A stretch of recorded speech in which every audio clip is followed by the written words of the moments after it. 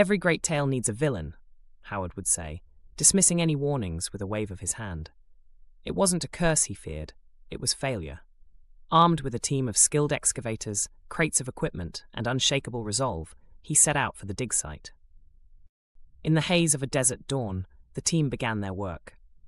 The initial days were grueling. Heat shimmers rose from the sand, tools broke against hardened earth, and progress came painfully slowly. Yet, just as the enthusiasm began to waver, the sound of scraping metal against stone one late afternoon electrified the air. They had found something.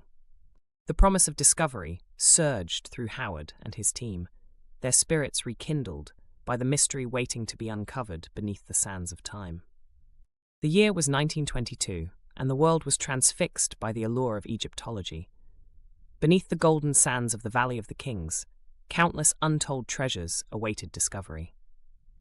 For Howard Winston, an ambitious archaeologist with sharp wit and an even sharper desire to cement his legacy, the rumors of an untouched tomb were simply too tempting to ignore. Howard had spent years piecing together clues from ancient texts, whispers from Bedouin villagers, and cryptic maps passed down through dubious sources. Each lead pointed to a single location, a burial chamber undisturbed for nearly 3,000 years. Some spoke of an unnamed pharaoh hidden from history, others of a king disgraced and deliberately erased from time itself. But Howard, like many of his contemporaries, dismissed such superstitions as colourful nonsense. The year was 1922, and the world was transfixed by the allure of Egyptology. Beneath the golden sands of the Valley of the Kings, countless untold treasures awaited discovery. For Howard Winston, an ambitious archaeologist with sharp wit and an even sharper desire to cement his legacy, the rumors of an untouched tomb were simply too tempting to ignore. Howard had spent years piecing together clues from ancient texts, whispers from Bedouin villagers, and cryptic maps passed down through dubious sources. Each lead pointed to a single location, a burial chamber undisturbed for nearly 3,000 years. Some spoke of an unnamed pharaoh hidden from history, others of a king disgraced and deliberately erased from time itself. But Howard, like many of his contemporaries, dismissed such superstitions as colourful nonsense. Howard himself descended into the narrow shaft they uncovered, the stale desert air giving way to the unmistakable coolness of untouched stone chambers. There, beneath layers of debris, lay a sealed doorway. Its surface was etched with hieroglyphs so intricate and foreboding that even Howard's confidence faltered for a moment. One line of text stood out, carved deeper than the rest. His translator, an anxious but brilliant Egyptologist named Lawrence, read the inscription aloud. "Whoever disturbs the eternal slumber of the one who rests here shall suffer the vengeful grip of the beyond. Mortals beware." The workers exchanged uneasy glances, their murmurs carrying through the chamber like ghosts' whispers. "It's just theatrics to scare off grave robbers." He wasted no further time, ordering the seal to be broken. With a groan of ancient stone and hardware, the doorway was forced open, revealing a darkness that seemed to stretch forever. It took hours to lift the sarcophagus and pry it open, but when they did, the entire chamber seemed to shudder. Inside lay the mummified remains of the forgotten pharaoh, adorned in jewels and thick linens. On his chest sat a golden mask unlike any Howard had seen, its expression stoic but vaguely sinister. The team erupted in celebration. For Howard, this was it, the moment he had dreamed of since he first held a dusty archaeology book as a child. But something gnawed at the edges of his triumph. As he bent forward to examine the gilded mask more closely, he noticed something unnerving.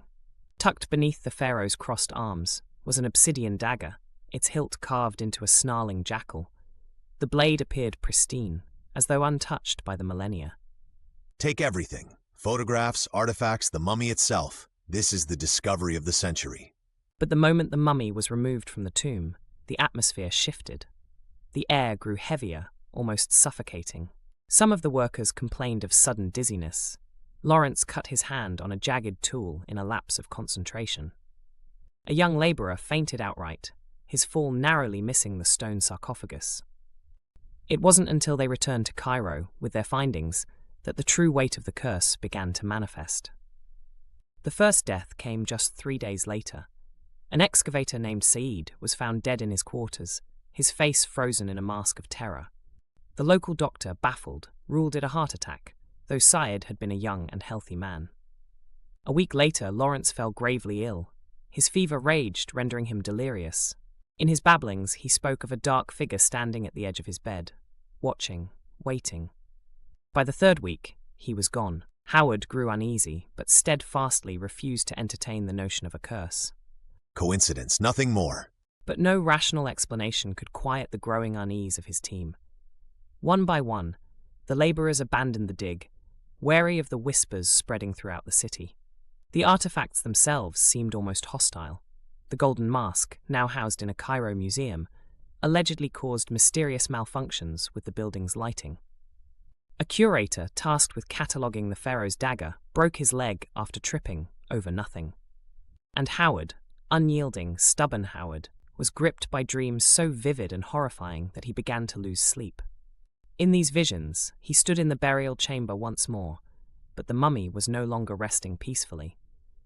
Its withered hands clawed through the wrappings, its hollow sockets burned with unnatural fury. It whispered not in words but in feelings, betrayal, vengeance. Still, he dismissed his dreams as the product of stress and exhaustion, focusing instead on preparing his findings for a grand exhibition in London. But the night before the exhibition was set to open, tragedy struck. The ship carrying the centerpiece of Howard's discoveries, the pharaoh's mummy and the golden mask, mysteriously sank in calm waters. 53 passengers were lost, including the ship's captain. What little wreckage was recovered bore no sign of sabotage or attack. After that, Howard's life began to unravel. His funding dried up as whispers of the curse spread among the academic community. His colleagues, once allies, now avoided him. But worst of all was the growing sense that he was being followed, not by a person, but by a presence. It lingered in his home, his office, even his most sacred thoughts. One frigid morning, nearly a decade after the discovery, Howard was found lifeless in his study. Scattered around him were books and papers, all marked by frantic sketches of the ancient dagger, the golden mask, the coiled cobra. Though his death was ruled a natural cause, those who examined the scene swore there was fear etched into his lifeless face. Today, the story of Howard Winston and the unnamed pharaoh remains an enduring tale, part tragedy, part warning. Some say the artifacts still bear their curse, waiting to awaken vengeance upon the next unwitting soul who disturbs the eternal slumber of the forgotten king. For when it comes to the mysteries of the ancients, there are some things humanity was never meant to uncover.